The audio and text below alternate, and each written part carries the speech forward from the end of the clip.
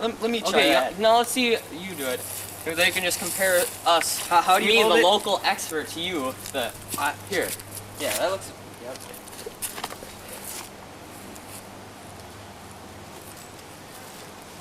That was pretty good. Pretty good. You sure you haven't played golf before? Hopefully some of you can get out here before they ban it entirely out of the United States of America. Stay classy, Philadelphia. Your regularly scheduled programming will be back shortly. We are sorry for the inconvenience. Tonight's broadcast may feel and look different than it usually does. This is not a problem with your television set. It is a problem with our end. We will have it sorted out by next broadcast. But just for tonight, we were going to have to let it go. We are sorry again. Now here is Channel 5 News with Gouverneur Morris.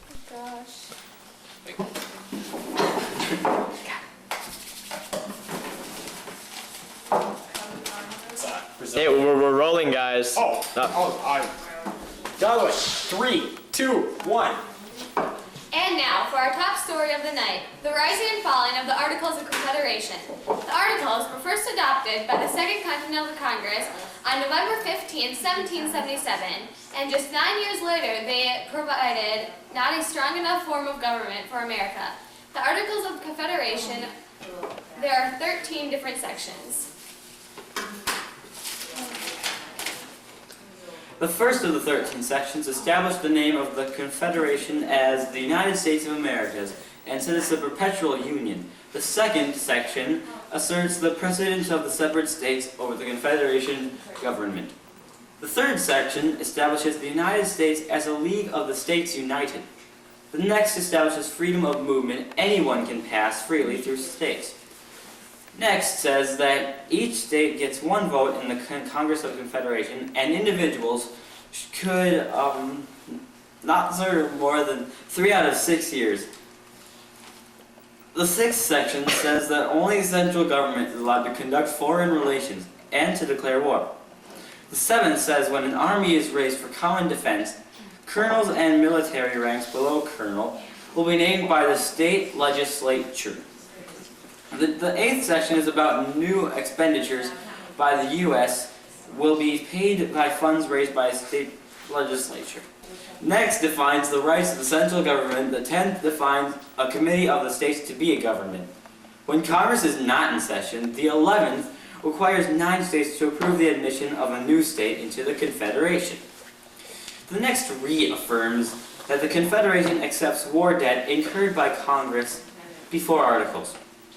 The 13th declares the Articles are perpetual and can only be altered with ratification by all of the state legislature.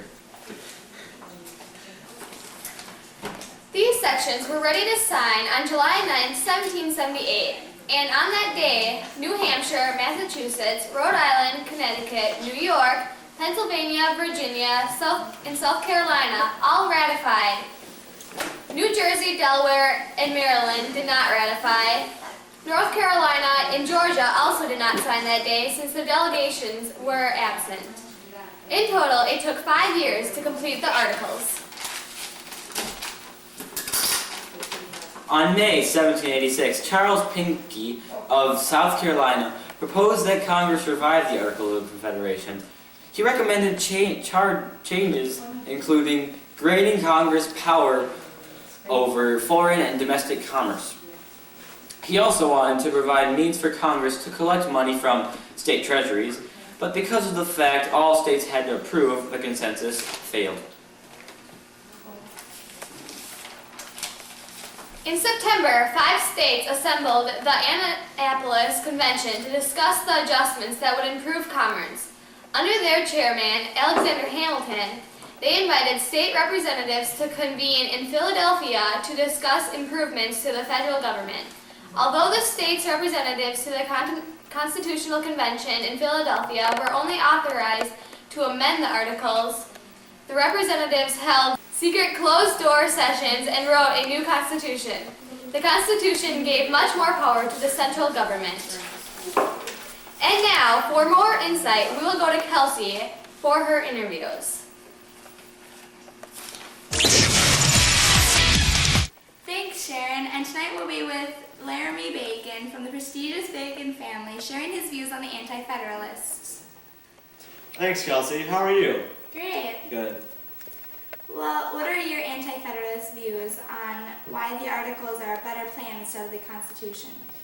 Well, the Constitution does not have a strong central government. Congress can also not collect taxes. Okay, well, why do you oppose a strong central government? We don't want it to be Britain all over again. That's why we moved to America in the first place, to get rid of a strong central government. How does the Constitution favor the wealthy men and preserve their power?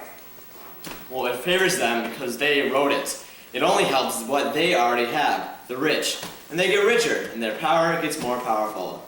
It's an unending circle, you know? Alright, well, what does the difference make if the Articles were unanimously consented or if only by 2/3? Well, if only 2/3 of the states ratify the Articles, then not all of them agree with it. And eventually, something will make it fall apart. I mean, come on, 2/3? Okay, well, why are you against omitting any reference to God? Well, the Constitution says that under the First Amendment, Congress shall make no laws respecting the establishment of religion. Why should we have to omit without them out of our life? Separation of the church and state just doesn't seem worth it to me. Okay, that's all with our...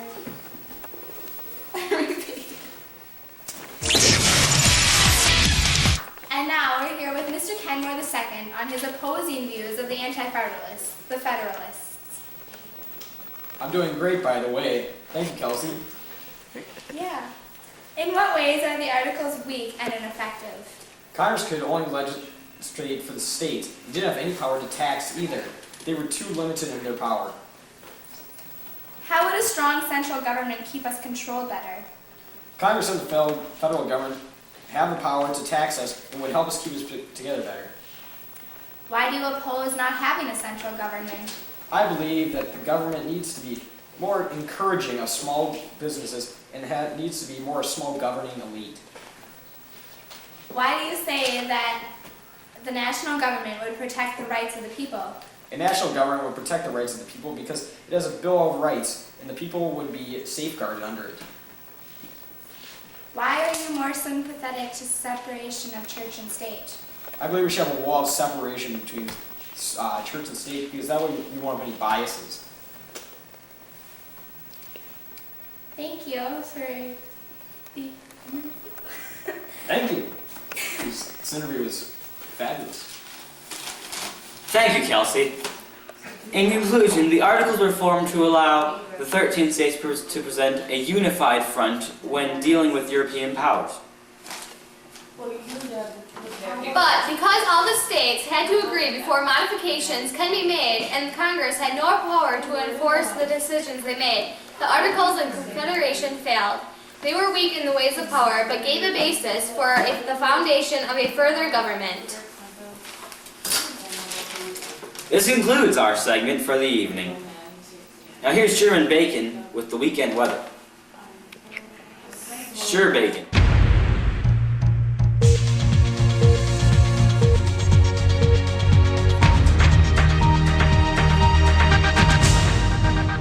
Next group of Meister. How you doing in Philadelphia this evening? After a high of 84 today, we're going to be cooling down to 62 tonight. It's going to be clear, calm, and cool. Radar shows right now there's some showers up in the northwest part of the state. Satellite shows over Philadelphia, we're clear. We're going to be cooling down tonight. Otherwise, up here, we're going to have this cold front moving down from the northwest. So we're going to have some showers and thunderstorms sparked off tomorrow evening here down in Philadelphia. Possibly some severe weather. We're looking at rainfall around 2 inches. Your 3-day forecast, Friday is going to be 82, 76 for the low. Wind's pretty much calm, it's going to be clear. Nice day of the weekend, probably. Saturday's going to be 72, cold front's going to be coming through, so it'll be coming down. Thunderstorms in the evening, winds out of northwest, 15 miles an hour, gusting about 25. Sunday, probably the worst day of the weekend. 68 degrees, so it's going to be cool, it's going to be rainy, and we're looking at a lot of precipitation falling. West winds at 6 miles an hour. Otherwise, your best chance of having a good day is probably Friday. The rest of the weekend's pretty much shot using this cold front. And remember, we're the official meteorologists of the Constitutional Convention going on next Tuesday, so